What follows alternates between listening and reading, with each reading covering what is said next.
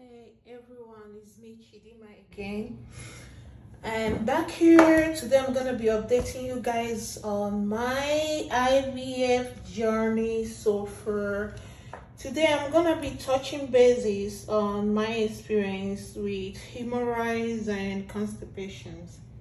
So hemorrhoids because like so far I've talked to my doctor, and so they and I've googled, you know, I do research from every now and then, and they said because of increased pressure, like you see my belly, pressure on rectum and you know on perineum, we tend to have hemorrhoid during pregnancy.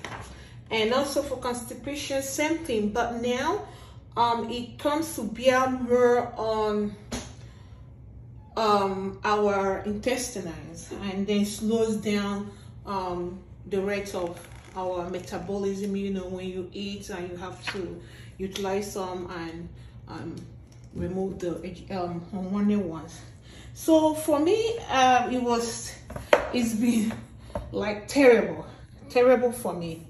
So what I do is I was able, when I talked to my doctor, he talked about using my fingers and trying to push back the unfolded skin from around the anal rectal area. But you know, because you know me, I go researching Walmart, I shop at Walmart. So when I went researching, guess what I found? I found these creams and this wipe. They help a lot.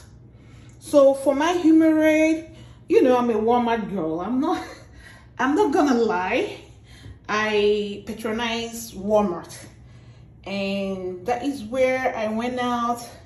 This cream, it has been helpful. This cream is super helpful. That one, my God.